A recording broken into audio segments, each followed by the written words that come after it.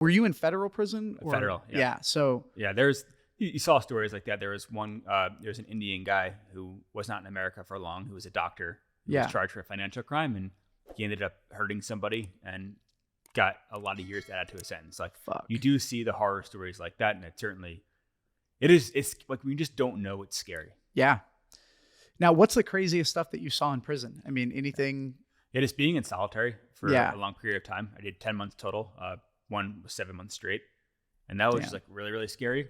And I think it's like you can't really see other people, but you can hear them like beyond the metal doors, and just like hearing them go crazy. Yeah, literally. Like literally go crazy. Like that was scary. Yeah. And they'd start like singing songs that just made zero sense. Yeah. And, like screaming out like these groups of words that just like didn't make any sense. Yeah.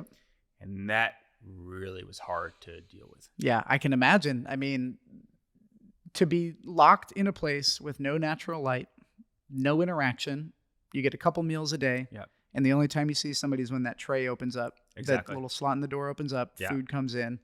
And yeah, man, that's, Like, I mean, literally fed like dogs. Like they open up like a little doggy tray and slide it in, and seeing the excitement of grown men from these like little trays being like slid through your door was just like, that was tough. yeah, it's crazy to go from what it was before to what it was after. And I hope that sort of forms you into somebody that can make an impact. And now, I mean, I think that we're all here on earth to learn something and evolve as spiritual beings. As corny as that sounds, I do think that. So I think that if you have the perspective of everything happens for a reason, and somebody, like you said, always has it worse than you, you can find a way to make any situation really good. I mean, there were people that had smiles on their faces in the Holocaust, and that's hard to think of, you know?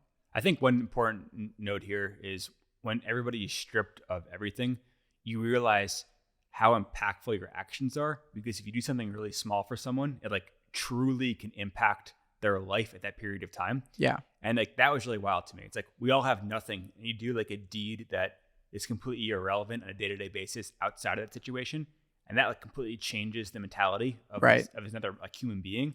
You start to realize like the gravity of your actions on every scale.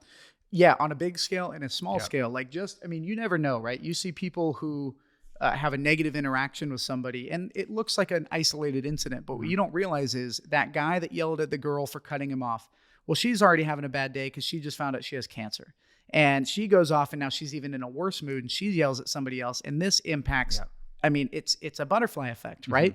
Now, it's the same thing in a good way too. So when you go out and you do something good for somebody, that spreads like fire. Yeah. So I think that that's really good. And, you know, again, like I'm rooting for you genuinely. Yeah, I really am. And, you know, hoping that everybody gets their money back, and that this will be, you know, you'll go off and make billions of dollars. Yeah. Let's go. Yeah. So tell me a little bit about, so when you got out of jail, which is pretty recent, you know, what was that like hitting the streets, and how did that feel also coming out of jail for that long? You sort of get acclimated, and then all of a sudden you're back in the real world.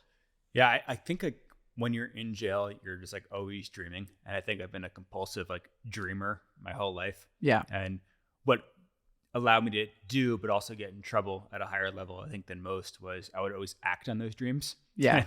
And like, obviously that landed in jail and a lot of really, really bad decisions. So in jail, I think I came up with a game plan for everything I wanted to do and build as soon as I got out. Yeah. And I felt like all of the pieces would be in place for me to start executing that game plan like the second I walked out of jail. Right. I felt like all the venture firms would be there, like all the best operators would be there. And the reality was like people wouldn't touch me for a period of time. And it's like taken a while to actually like get up to bat and have real opportunities. Right. And I just didn't anticipate like the struggle it would take to even get on base to start with. Yeah. Yeah. I mean, your reputation is demolished, right? Like people don't want to buy tickets from you because of the festival. But I think that people will too. So I think that there's no such thing as bad press. And I think if you can spin it, and again, if you can come back and show somebody that you're not this person that your reputation has been because you fucked up majorly, that's a big win for you, and that will help you pay back the people that you owe money to. And I think there's a lot of positive that can come from this. And, you know, I mean, what do you think? Yeah, I think like it's a big opportunity. I think whatever I do next on like a larger scale, I will have a chance. And that's a chance a lot of people in my position probably don't have. And so I'm super grateful for that. And I also realize like, just like from a pure business standpoint, like it's great. And as software becomes like easier to create, getting attention becomes harder and harder. Yeah. And if I truly build something game changing and impactful, there will be the natural attention there. So I have a chance to do something I think most don't. And right. Like, weirdly grateful for that. Yeah.